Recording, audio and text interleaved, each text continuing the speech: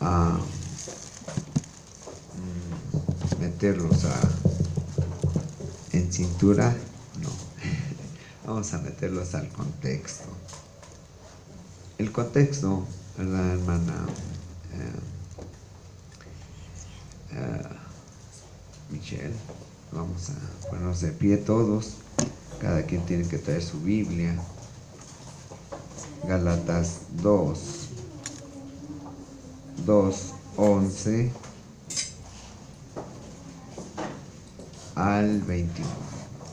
Gálatas 2:11 al 21. Lo vamos a leer alternadamente. Yo les voy a ayudar con sus versículos. Así que dice, versículo 11 de Gálatas 2. Pero cuando Pedro vino a Antioquía, le resistí cara a cara, porque era de condenar que viniesen algunos de parte de Jacobo. Comía con los gentiles, pero después que vinieron, se retraía y se apartaba, porque tenía miedo de lo de la circuncisión. Y en su simulación participaban también los otros judíos, de tal manera que aun Bernabé fue también arrastrado por la hipocresía de ellos. Pero cuando vi que no andaban rectamente conforme a la verdad del Evangelio, dije a Pedro, delante de todos, si tú siendo judío vives como los gentiles y no como judío, ¿por qué obligas a los gentiles a judaizar? Nosotros judíos de nacimiento y no pecadores de entre los gentiles, sabiendo que el hombre no es justificado por las obras de la ley, sino por la fe de Jesucristo, nosotros también hemos creído en Jesucristo para ser justificados por la fe de Cristo y no por las obras de la ley, por cuanto por las obras de la ley nadie será justificado. Y si buscando ser justificados en Cristo, también nosotros somos hallados pecadores, ¿es por eso Cristo ministro de pecado? En ninguna manera. Porque si las cosas que destruí, las mismas vuelvo a edificar, transgresor me hago. Porque yo por la ley soy muerto para la ley, a fin de vivir para Dios. Con Cristo estoy juntamente crucificado, y ya no vivo yo, mas vive Cristo en mí. Y lo que ahora vivo en la carne, lo vivo en la fe del Hijo de Dios, el cual me amó y se entregó a sí mismo por mí. ¿Juntos? No desecho la gracia de Dios, pues si por la ley fuese la justicia, entonces por demás murió Cristo. Primeramente, hermanos, durante muchos años y muchos siglos se ha estado, ¿verdad?, dentro de la misma iglesia de Cristo, la disyuntiva y una falsa enseñanza acerca de que la salvación se pierde. Aunque es reiterativo y muy clara, ¿verdad?, la Biblia acerca de la salvación por justificación, por fe, es decir, todo viene de Dios. Aún la iglesia de estos tiempos sigue teniendo esa falsa doctrina acerca de que la salvación se pierde. Y eso, hermanos, es algo que proviene del enemigo, pero que es que maneja el enemigo a través de los mismos predicadores de la iglesia cristiana. Es terrible esto. Y hoy en día, ¿verdad?, a pesar de que tenemos una Biblia muy entendible, muy explícita en cuanto a la salvación por fe, siguen siempre los malos entendidos y las malas enseñanzas acerca de la salvación, ¿verdad?, y acerca de que la salvación se pierde. Esto no puede ser, pero está así, y nosotros tenemos obligación de predicar que la salvación no se pierde.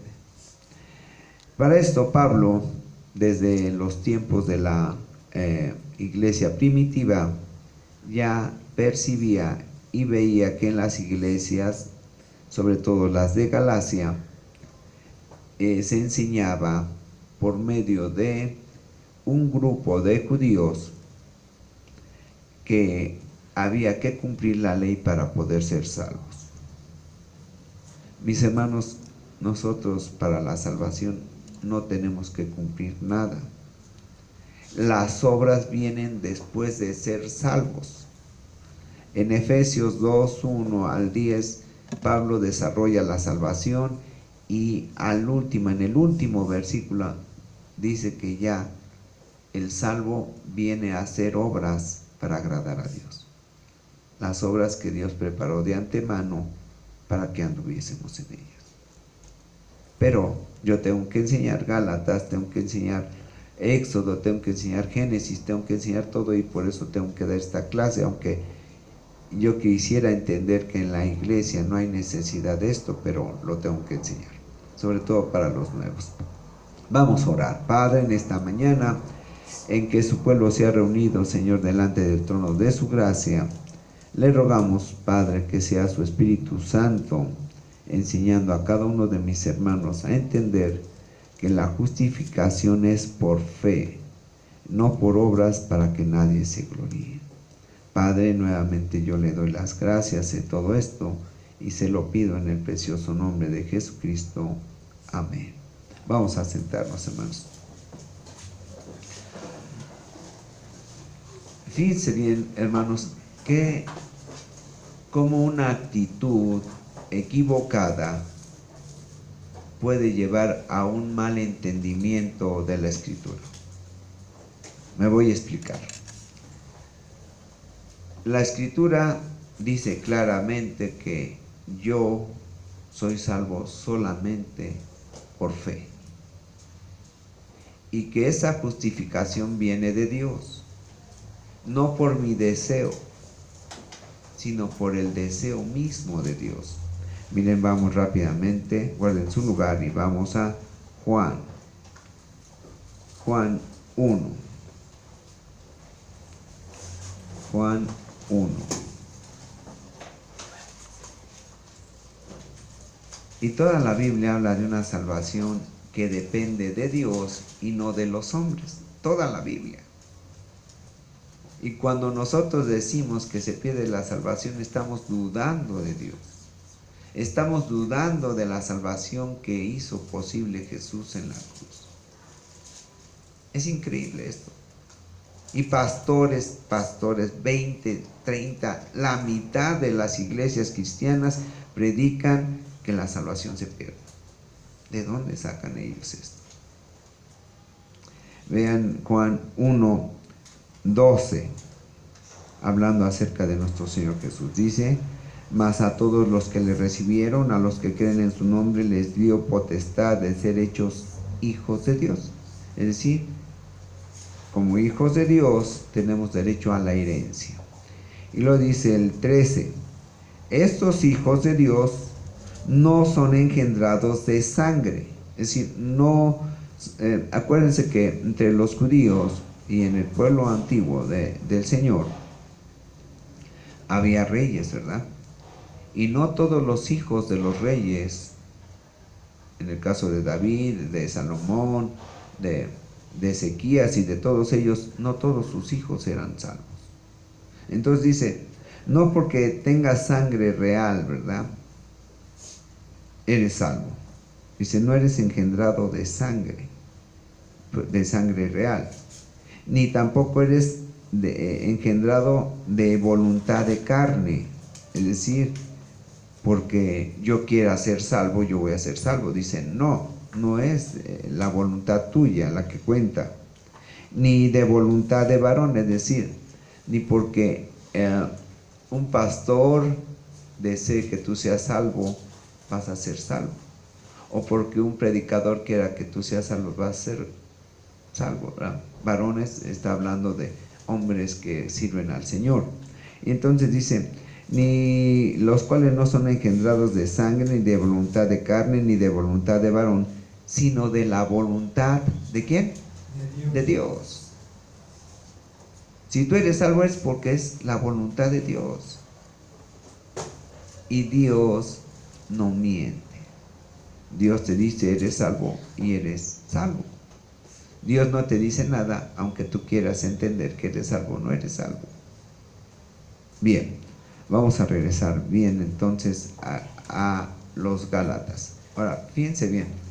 Decía al principio que una mala actitud a veces hace entender a la iglesia algo que no es correcto y que no es cierto, ni que la Biblia dice.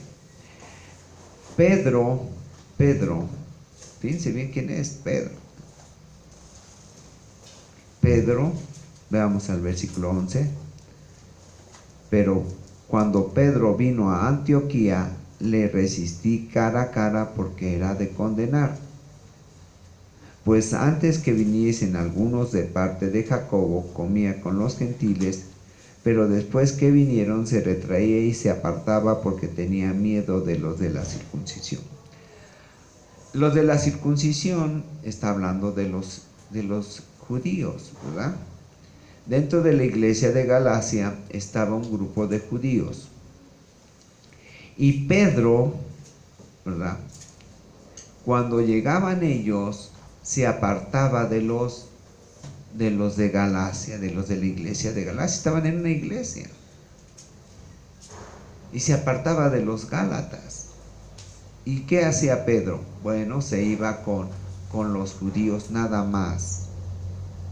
Y dando a entender que los judíos tenían razón. ¿En qué sentido? Ese grupo de judíos estaba enseñando de una manera socavada a la iglesia, ¿verdad? Porque no lo hacían en púlpito, no lo hacían en púlpito, lo hacían en las bancas. Y les decían a los demás congregantes, no, tú tienes que cumplir la ley para poder ser salvo. Tú tienes que circuncidarte para ser salvo. Las mujeres tienen que hacer esto otro para ser salvas. Los niños tienen que hacer esto para ser salvos. Y eso, obviamente, Pablo lo reprueba, ¿verdad? Porque esta carta está mandada precisamente a esta iglesia de Galacia para que los congregantes oigan esta predicación de parte del pastor, de parte de los predicadores, para que entiendan que eso era falso. Pero la actitud de Pedro apoyaba esa falsa idea. Imagínense. ¿Qué es lo que hacía Pedro? Primero dijimos, se iba con los de la circuncisión, es decir, con los judíos, y daba a entender a los demás congregantes que en verdad lo que decían tenía razón. Es decir, hacía un grupo, ¿verdad? Un grupo fuerte, ya con el respaldo aparentemente de Pedro, ¿verdad? Pero que Pedro no se atrevía a decir claramente que los que de la circuncisión no tenían razón. A veces, hermanos, los cristianos tenemos que levantar la mano. A ver, hermanito, hermanita, ¿qué está usted diciendo? El pastor no se entera. El pastor no se entera de lo que se está hablando en las sillas. El pastor no puede tener oídos para abarcar toda la congregación. A ver, mi hermanito, yo voy a aclarar cosas que el pastor después lo va a tener que hacer. Miren, hermanos, en las iglesias algo afecta a una congregación es lo que se dice, ¿verdad? De cualquiera de los hermanos o del pastor, y no se aclara al momento. Los rumores hacen tanto daño a las congregaciones como no se imagina. Por eso estamos en familia y las familias tienen que ser muy claras, ¿verdad? Dice que la ropa sucia se lava en casa, es decir, entre los miembros de la familia, y lo tenemos que aclarar. Una mala actitud. ¿Qué es una mala actitud? La actitud viene de una palabra en griego que quiere decir posición, ¿verdad? Acuérdense que en griego, la palabra de boxeo, lo que hoy conocemos como el boxeo, se llamaba pugilato. Entonces, la posición o la manera en que el oponente o el boxeador o el púgil se ponía, esa es la actitud. De ahí viene la actitud, de ahí viene esa palabra de actitud. La posición que tomamos nosotros delante de un adversario. En este caso, los problemas. Los problemas. Entonces, todos los problemas nosotros tenemos que enfrentarlos de una manera correcta, ¿verdad? Tenemos que analizar los problemas, tenemos que analizar la situación, y de acuerdo a la situación y al problema tenemos que tomar una posición, ¿verdad? Así. La posición debe de ser primero atrás, un pie, que es un apoyo. Nosotros tenemos que apoyar nuestra posición en la Biblia, no en nuestro propio poder ni en nuestra propia forma de pensar, sino en la Biblia, ¿sí? Entonces Pedro era reprendido por Pablo. Dice Pablo: yo fui a la iglesia de Galacia y enfrenté a Pedro, porque él debía de enseñar lo correcto. Y estaba enseñando lo correcto Pedro, hermanos, fíjense bien. Los apóstoles no se podían equivocar en cuanto a la enseñanza. El Espíritu Santo trabajaba tan correctamente y tan fuerte y tan poderosamente que ellos no podían mentir. Ninguno de los apóstoles. Pero los apóstoles se podían equivocar en cuanto a actitud, no en cuanto a palabra, sino en cuanto a actitud. Es decir, Pedro tendría que haber enfrentado a esos judíos abiertamente y decir: mira, estás equivocado, estás equivocado. Pero ¿qué pasaba con Pedro? Ya sabemos quién es Pedro. Tenía miedo. Vean ahí, dice, pues el 12, pues antes que viniesen algunos de parte de Jacobo, comía con los gentiles, pero después que vinieron se retraía y se apartaba de ellos, porque tenía miedo de los de la circuncisión, es decir, del grupo de judíos. Tenía miedo, no aclaraba las cosas. Y en su simulación participaban también los otros judíos, ¿verdad? De tal manera que aún Bernabé, ¿sí? ¿Saben quién fue Bernabé? Bernabé le había enseñado a Pablo los primeros rudimentos del cristianismo.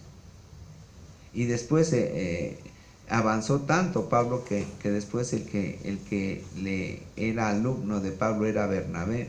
Y dice, y este Bernabé, que tenía pues mucho conocimiento, pero además mucha fe, también tenía miedo y también apoyaba a Pedro en la simulación. Dice, y de tal manera que aún Bernabé fue también arrastrado por la hipocresía de ellos. ¿Por qué era hipocresía? Fíjense bien, hermanos. Hipocresía de Pedro, hipocresía de Bernabé e hipocresía de los judíos. ¿Por qué? ¿Quién puede ser salvo por obras? ¿Quién? Nadie puede ser salvo. Tendríamos que cumplir 613 mandamientos. Los judíos sabían y entendían perfectamente esto. Sin embargo, se hacían santuchos. Decían, no, nosotros somos judíos y sí cumplimos con la ley. Cumplían con la ley. ¿Los cristianos cumplimos con la ley? No. Dice la Escritura, ¿verdad? No hay justo ni aun uno. Es decir, no hay quien cumpla la ley. Entonces, ¿cómo es que Pedro, siendo un apóstol, apoyaba esa situación? No la aclaraba. Tenemos que aclarar en cuanto a doctrina, hermanos. Cualquiera de los congregantes, teniendo razón, puede, después de que se predique o se enseñe algo en el púlpito, con todo respeto, ir con el pastor, mire, yo creo que pasa esto. La Biblia dice esto y usted está enseñando que se pierde la salvación. Tendrían que hacerlo, no quedarse callados. Hacerlo no abiertamente, pero sí a él. Y después orar para que el pastor entre en razón. Es decir, nosotros como cristianos bautistas tenemos que orar por aquellos que están equivocados, que están predicando que la salvación se pierde. Bien. Ahora alguien que vaya por el hermano Marcelino o por el hermano Stanislao, porque no pueden estar dos abajo. Bien, dice, versículo 13, y en su simulación participaban también los otros judíos, de tal manera que aun Bernabé fue también arrastrado por la hipocresía de ellos. Pero cuando yo Pablo, vi que no andaban rectamente conforme a la verdad de ¿qué? Del Evangelio. No dijo Pablo, no andan conforme a lo que yo enseño. No dijo eso, dijo, no andan conforme a la verdad del Evangelio. El Evangelio no es de Pablo. El Evangelio no es de Pedro. El Evangelio no es de Juan. El Evangelio no es de Juan. No es de Mateo. No es de Marcos. No es de Lucas. El Evangelio viene de arriba. Viene de allá arriba, hermanos. No es cuestión humana. Amén. Y el Evangelio, el Señor lo tenía en su mente desde antes de la fundación del mundo. ¿Dónde es que falla el Evangelio? Los hombres no son los que fallan, no el Evangelio. Bien, entonces dice Pablo, como no vi que andaban rectamente conforme a la verdad del Evangelio, dije a Pedro, lo enfrenté. Pedro, a ver, ven tú y yo, mi hermano, vamos a platicar tú y yo.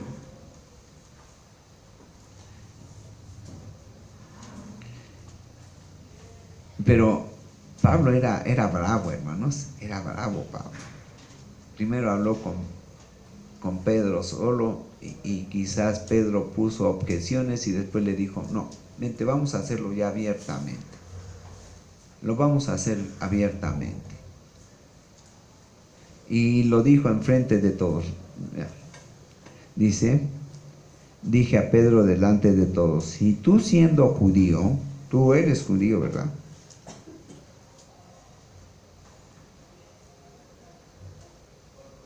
Vives como los gentiles, es decir, haciendo desobediencia. Miren, hermanos, los apóstoles, aún los apóstoles, predicando verdades eternas, sin equivocarse, también se equivocaban en actitud, también seguían pecando.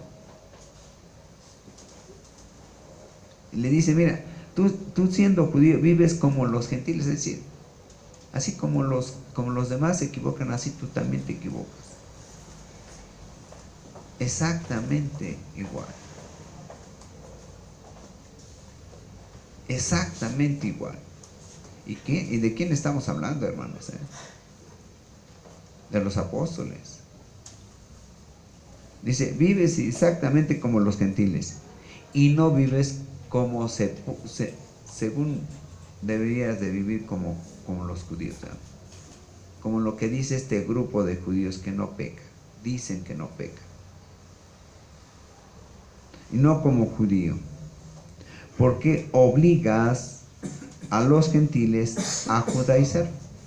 Vamos a explicar ¿Qué es judaizar? Miren, hay en muchas iglesias, hermanos, se habla, más bien en todas las iglesias, congregantes, pastores, predicadores, todos hablan y dan su opinión acerca de lo que es judaizar.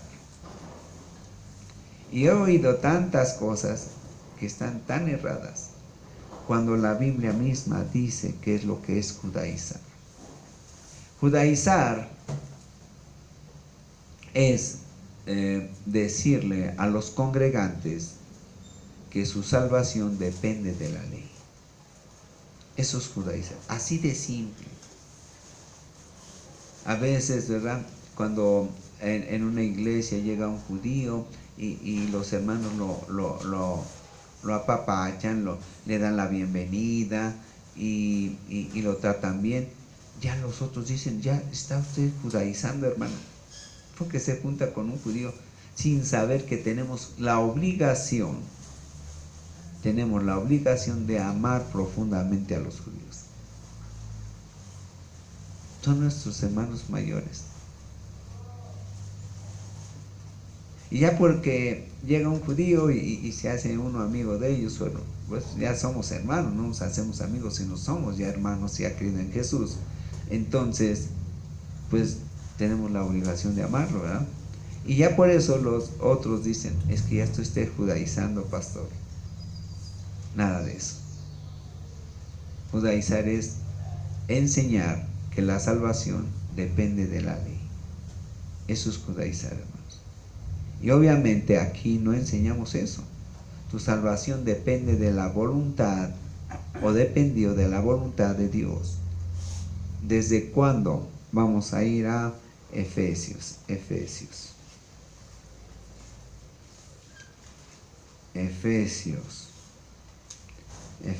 1:3.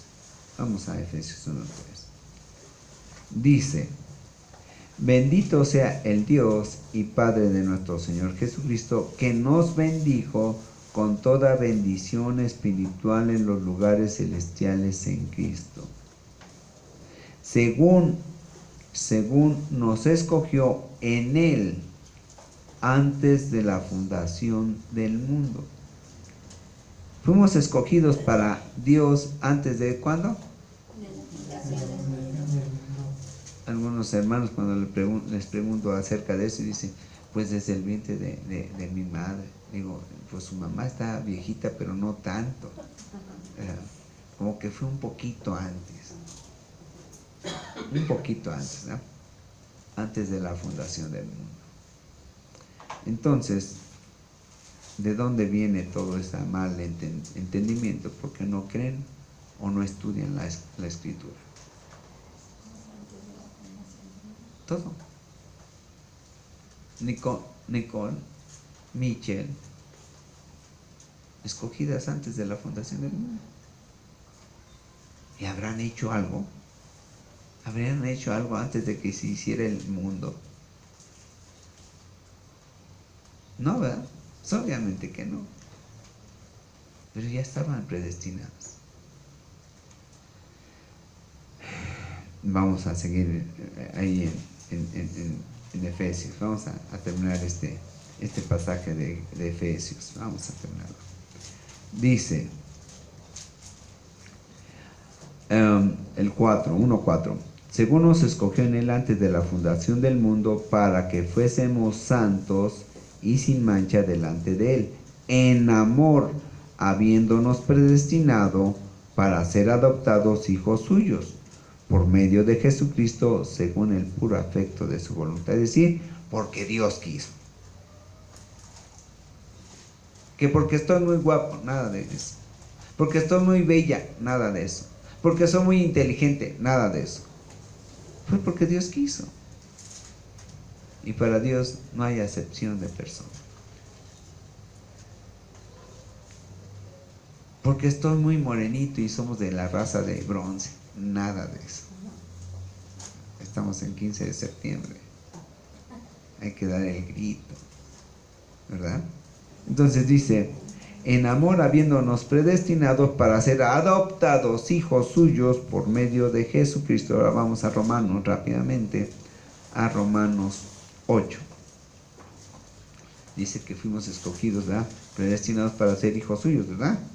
Ahora vamos a Romanos 8. Romanos 8 rápidamente. Dice 8:16, el Espíritu mismo da testimonio a nuestro espíritu de que somos hijos de Dios. Somos hijos de Dios. Y si hijos, también herederos, herederos de Dios y coherederos con Cristo. Ahí está. Ahí está.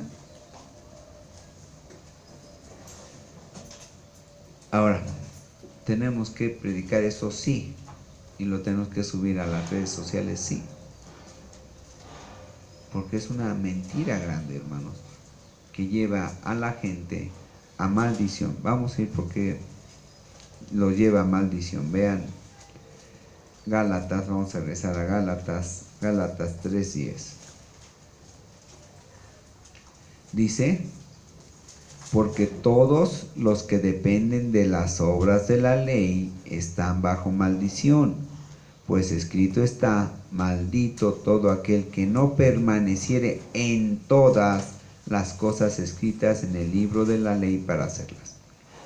Pablo dice, miren, si alguno quiere depender obedeciendo la ley, tiene que hacer todas. Tiene que hacer y cumplir los 613 mandamientos. Y les digo una cosa, hermanos, la mayoría no cumple ni siquiera el primer mandamiento. Sí, el que dijo nuestro Señor Jesús, ¿no? Amarás al Señor tu Dios con toda tu mente, con toda tu alma, con todas tus fuerzas, con todo tu corazón. ¿Lo cumplimos? No. Entonces, ¿de dónde viene el que dependemos de las obras de la ley? ¿De dónde viene que tenemos que cumplir la ley para ser salvos? Es hipocresía. Una gran hipocresía. Bien, hay iglesias aún que, como las de la luz del mundo, dicen es que somos santos y ya no pecamos. Pues ya una vez llegó, bueno, ya saben, el que me visita continuamente, me dijo por medio de un hombre de ahí, ¿verdad? Que el enemigo me visita continuamente, no crean que me deja a sol ni a sombra, y a ti también te seguí. Y me dice por medio de este hombre, dice, mira, yo ya no peco totalmente. Digo, pues este es el primer pecado que está diciendo enfrente de mí. Está mintiendo. Bien, vamos a regresar a la base, ¿verdad? Gálatas 2:15. Nosotros judíos de nacimiento y no pecadores de entre los gentiles, dice, los que sabemos la ley, ¿verdad? Los que entendimos la ley, dice Pablo a Pedro, sabemos que el hombre no es justificado por las obras de la ley, sino por la fe de Jesucristo. No fuimos justificados por las obras de la ley, sino por la fe de Jesucristo. Nosotros también hemos creído en Jesucristo para ser justificados por la fe de Cristo y no por las obras de la ley. No por las obras de la ley, sino porque yo haga las obras de la ley, sino por la fe de Jesucristo. Y no por las obras de la ley, por cuanto por las obras de la ley nadie va a ser justificado. Nadie.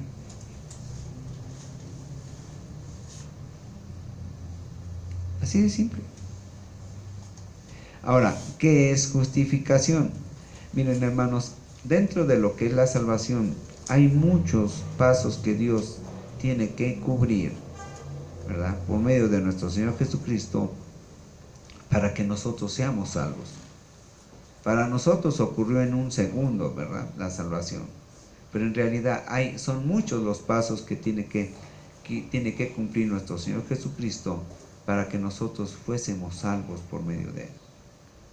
Tiene que redimirnos, nos tiene que justificar y muchos otros pasos legales, ¿verdad?, que tiene que cumplir nuestro Señor Jesús para que nosotros seamos salvos. Ahora, dentro de esos pasos que sirven para que seamos salvos, uno de ellos se llama justificación. ¿Qué es justificación? Justificación es el acto de Dios. El acto de Dios, que no depende ni de siquiera de la voluntad del hombre. Ni siquiera de la voluntad del hombre. Es el acto de Dios de tomar al hombre, ponerlo en su mano, presentárselo a él mismo y declararlo un hombre justo, porque ha creído en Jesucristo. Se lo presenta delante de él y lo declara un hombre justo, es decir, un hombre que ha cumplido la ley. ¿Por qué? Porque Dios ya no ve a ese hombre, sino ve a un hombre bañado con la sangre de Cristo. Lo ve bañado con la sangre de Cristo, entonces lo declara justo porque esa sangre es una sangre justa, la sangre de Cristo. No está viendo el hombre, Dios al hombre, está viendo a Jesús. ¿Sí lo vamos entendiendo? Bien. Entonces dice Pablo, nosotros hemos creído en Jesucristo para ser justificados por la fe de Cristo y no por las obras de la ley, porque sabemos que nadie va a ser justificado por las obras de la ley. Nadie. Ahora dice el 17. Y si buscando ser justificados en Cristo, dice, si deseamos ser justificados en Cristo, también nosotros somos hallados pecadores, es por eso Cristo ministro de pecado en ninguna manera. Porque si las cosas que destruí, las mismas vuelvo a edificar, transgresor me hago. Voy a explicar esto, fíjense bien. Yo pensé que era salvo, pero me vuelvo a agarrar de la ley. Sigo pensando, ¿verdad?, que tengo que hacer algo para que sea salvo yo. Tengo que circuncidarme. Tengo que hacer todo lo que manda el Antiguo Testamento. Si yo pienso eso, hermanos, me vuelvo transgresor. ¿Por qué? Porque en verdad nunca creí. Nunca creí. Me di cuenta y supe que Jesús era la salvación, pero no creí en su salvación. No creí que su sangre me pudiera limpiar de todos mis pecados pasados, presentes y futuros. Estoy dudando de Jesús. Y entonces me vuelvo transgresor de la ley. Y al volverme transgresor de la ley, pues obviamente me quedo como transgresor, como pecador y no salvo. Así de simple. Vamos a veces, hermanos, nosotros regresamos al mundo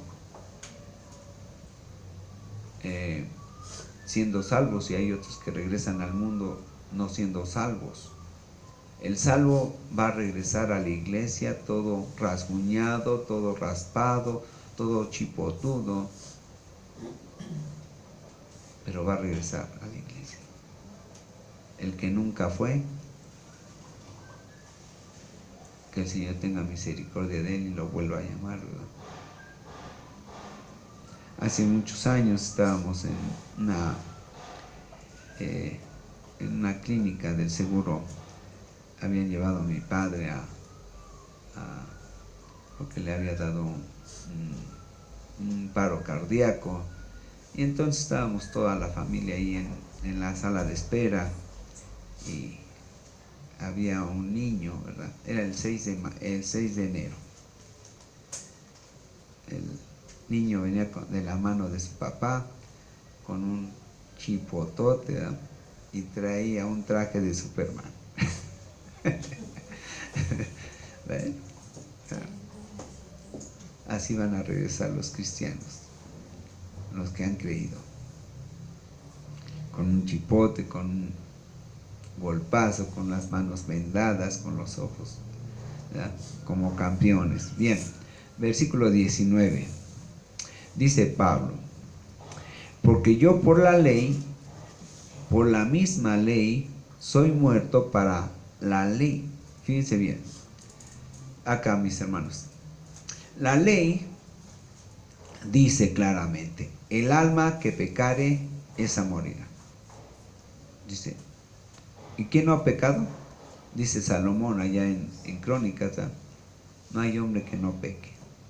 Entonces dice, el alma que pecare, esa morirá. Pero dice también, mas el justo por su fe vivirá. Y para que yo sea justo, necesito tener fe. Pero no cualquier fe. La fe en Jesús. La fe en Dios.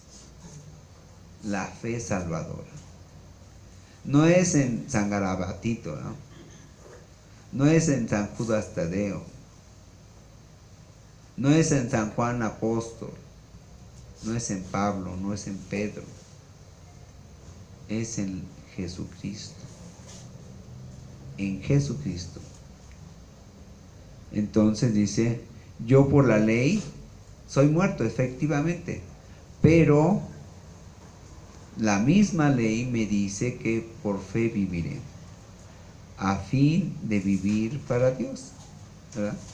O sea, la misma ley dice que el justo por su fe vivirá. Entonces yo ya morí para la ley que me condenaba por obras, pero vivo para Dios, porque la ley dice que por mi fe viviré. Amén. Bien. Con Cristo estoy juntamente crucificado. Cuando nuestro Señor Jesús llegó a la cruz, ¿verdad? Ahí arriba decía, ¿verdad? En griego, en latín y en hebreo decía, Jesús, Rey de los judíos.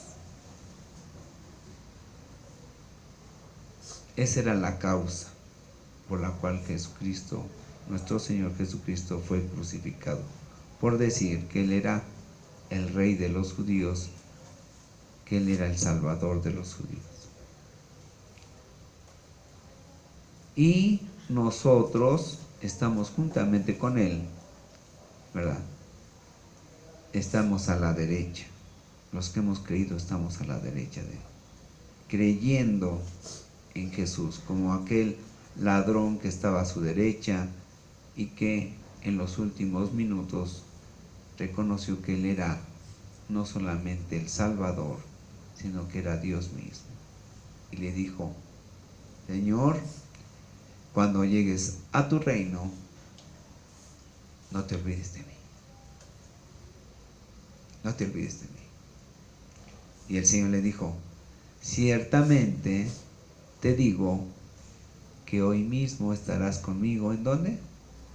En el paraíso. Bien. Con Cristo estoy juntamente crucificado y ya no vivo yo, mas vive Cristo en mí. Dice, es que esta carne no es mi propia vida. Ya no tiene vida, sino a través de Dios. Y como Cristo vive en mí y Jesús, fíjense bien hermanos, cuando nuestro Señor Jesucristo resucitó, salud, acuérdense, Él fue juzgado por los pecados de todos, ¿verdad? De todos los hombres que vivieron antes de Él, los que vivían en los tiempos de Él y los que vivimos después de Él. Él fue crucificado por todos esos pecados, por todos, al mismo momento. Y como la ley dice que ningún hombre puede ser juzgado dos veces por el mismo acto, por el mismo delito, entonces nuestro Señor Jesús resucitó, tuvo vida. Y al tener nuevamente vida, ¿verdad? ¿Lo podía juzgar nuevamente?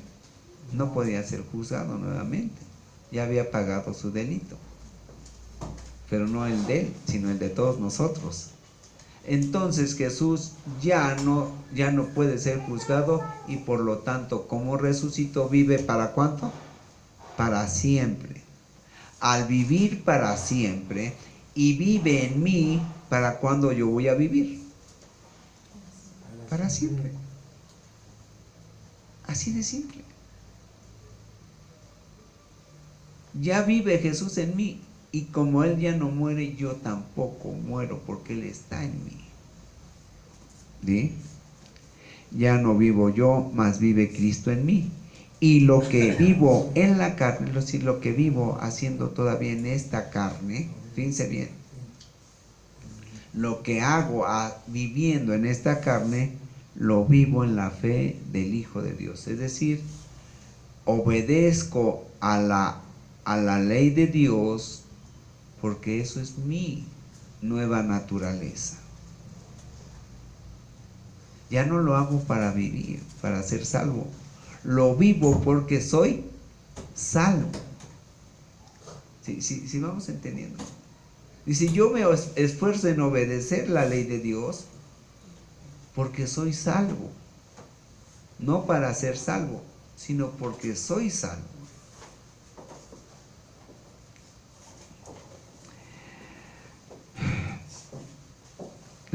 Lo que vivo en la carne, lo vivo en la fe del Hijo de Dios, el cual me amó y se entregó a sí mismo. ¿Para qué? Para que yo viviera. No desecho la gracia de Dios, es decir, no hago a un lado la gracia de Dios. Porque cuando yo hago a un lado la gracia de Dios, estoy diciendo, Jesús no fue suficiente para salvarme. Lo que Dios prometió no fue suficiente para salvarme, por eso tengo que hacer obras. Y dice Pablo, cuando hago eso estoy desechando la gracia de Dios, estoy desechando la bendición de Dios. Si yo pienso, hermanos, que yo me voy a salvar por obras, estoy haciendo a un lado el sacrificio de Jesús. Pues si por la ley fuese la justicia, es decir, si por la ley fuese la salvación, entonces por demás murió Cristo. Dice, si fuese, ¿verdad? Si Dios hubiera proveído una salvación por cumplimiento de la ley, ¿verdad? Una salvación por medio de la ley, entonces ¿para qué caso tenía que mandar a Jesús? ¿Qué caso? Mandar tanto dolor a su hijo, tanto vituperio, tanta vergüenza. Dice, ¿para qué? ¿Para qué? Dios no va a hacer eso para su hijo si no hubiera una razón, ¿verdad? Y la razón es que nosotros no podemos ser salvos más que por la fe en Jesucristo. Nada más. No hay más. Cualquiera que diga otra cosa, dice la Biblia, está desechando la bendición de Dios que es en nosotros por Cristo Jesús, Señor nuestro. Bien. Hermanos, toda nuestra fe tiene que estar puesta en Jesucristo. Toda. Él es la propiciación por nuestros pecados. A Él puso el Señor, nuestro Dios, en la cruz para que nosotros no pagásemos lo que nosotros le debemos a Él por ser tan pecadores, por ser tan desobedientes, por ser tan malvados. Vamos a orar, vamos a ponernos de pie. Sí, Padre, en esta mañana en que su pueblo se ha reunido, Señor, delante del trono de su gracia, le rogamos, Señor, que sea usted haciendo la obra por medio de su Espíritu Santo, para que llegue a nuestros corazones la verdadera palabra de usted, que llegue a nosotros el entendimiento del Evangelio de salvación por medio de nuestro Señor Jesucristo, y que no seamos, Señor, desviados de esta gran verdad que es en Cristo Jesús, Señor nuestro, que es en la cruz, que Él pagó todos, absolutamente todos nuestros pecados, y todo por la bendición que tenemos en usted desde antes de la fundación del mundo. Padre, yo le doy las gracias de todo esto y se lo agradezco en el precioso nombre de nuestro Señor Jesucristo. Amén.